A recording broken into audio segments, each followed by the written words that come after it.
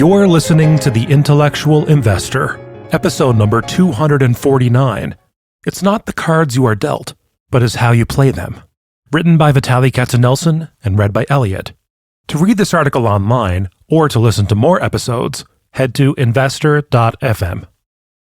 The beauty and embarrassment of writing is that your past essays can be easily unearthed and brought to the present. I have been writing since 2004 and have penned more than 1,000 essays. Many of them should remain 6 feet deep in the dust of history, but I'll unearth a few that I believe are worth revisiting and will provide additional comments at the end of each essay. December 2nd, 2006. Quote, "Any time you make a bet with the best of it, where the odds are in your favor, you have earned something on that bet, whether you actually win or lose the bet.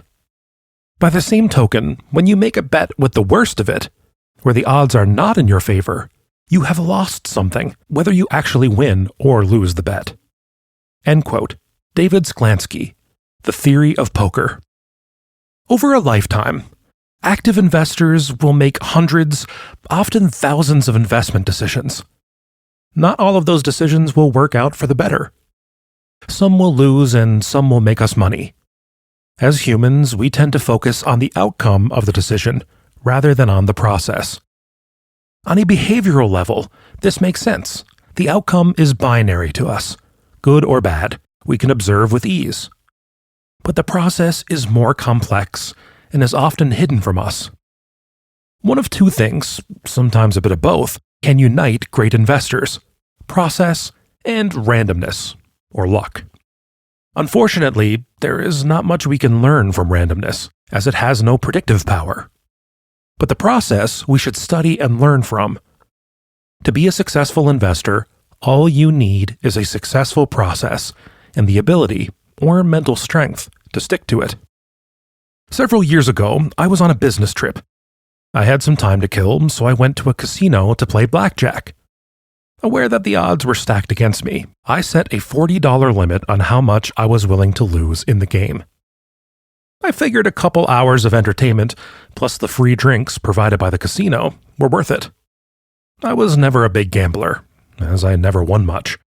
However, several days before the trip, I had picked up a book on blackjack on the deep discount rack in a local bookstore. All the do's and don'ts from the book were still fresh in my head. I figured if I played my cards right, I would minimize the house advantage from 2 to 3% to 0.5%. Wanting to get as much mileage out of my $40 as possible, I found a table with the smallest minimum bet requirement. My thinking was that the smaller the hands I played, the more time it would take for the casino's advantage to catch up with me and take my money. I joined a table that was dominated by a rowdy, half-drunk blue-collar worker who told me several times that it was his payday. Literally, he was holding a stack of $100 bills in his hand, and that he was winning. I played by the book, but it did not matter. Luck was not on my side, and my $40 was thinning with every hand. Meanwhile, the rowdy guy was making every wrong move. He would ask for an extra card when he had a hard 18, while the dealer showed 6. The next card he drew would be a 3, giving him 21. Then the dealer would get a 10 and then a 2, on top of the 6 that already showed, leaving him with 18. The rowdy guy barely paid attention to the cards. He was more interested in saying, "Hit me." Every right decision I made turned into a losing bet, while every wrong decision he made turned into a winner. His stack of chips was growing while mine was dwindling. His loud behavior and constant and consistent winnings attracted several observers. Some were making comments such as, "This guy's good." Nobody paid attention to me. I was not loud and I was losing. The rowdy guy had no process in place. He was just making half-drunken bets that had statistical improbabilities of success. And he was winning, at least for a while. I was armed with statistics, making every bet to maximize my chances of winning. Actually, to minimize my losses. The odds were still against me, but I was on the losing side of the game. After a couple of hours and of consuming more of the free alcohol, My rowdy companion was increasing the size of his bets with every successful hand. The law of large numbers caught up with him. He gave up his winnings and his paycheck as well. 2 weeks of hard work rightly went into the casino's coffers. I was down a couple of dollars at one point, but then my luck changed and I won the bulk of my money back. In the end, I lost only $10. This was a successful deal. I'd had a couple of beers, spent a couple of hours gambling, and learned a valuable gambling/investing lesson about the value of the process. What is the lesson? Spend more time focusing on the process than on the end result. If it was not for randomness, every decision we made would be right or wrong based solely on the outcome. If that were the case, the process could be judged solely on the end result. But randomness is constantly present in investing, as it is in gambling. Though we are drawn to judge our own decisions, and those of others, on their outcomes, that is dangerous. Randomness may teach us the wrong lessons.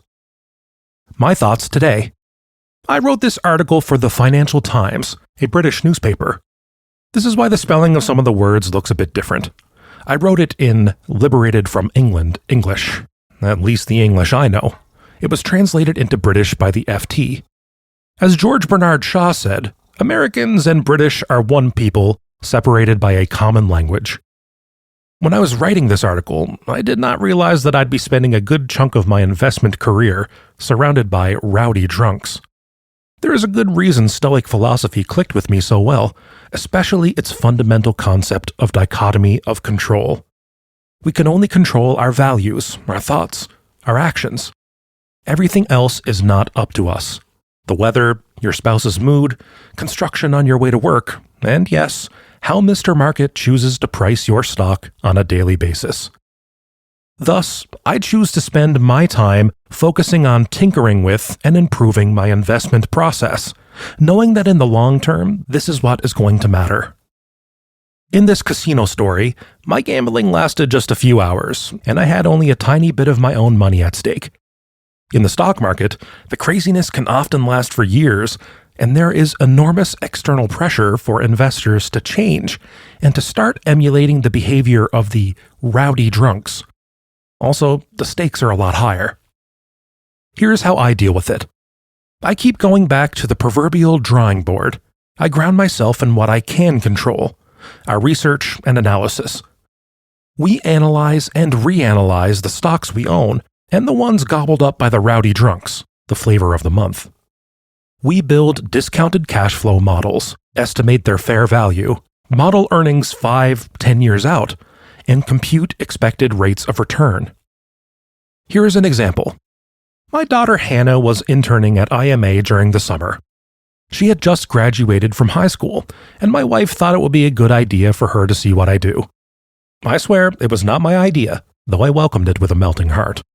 As a final assignment that summer, I had Hannah research a company that she could understand. Its sales were growing at a very fast pace, and it was trading at a nosebleed valuation. Hannah, with my help, built a model for this company. We assumed that its past success would continue a decade into the future without slowing down or taking a break. We were literally growing revenues 30 to 50% for 10 years. Even at this low probability rate of growth, Hannah got bupkis for this expected return. All the excitement was already priced into the stock. This was an eye-opening experience for Hannah. The stock may double or triple from this point. Insanity has no upper bounds. But the odds of success were clearly stacked against this investment. If you keep buying these types of investments, just as if you keep making statistically improbable bets, what you do in the short term is completely random, but in the long term, the odds are stacked deeply against you.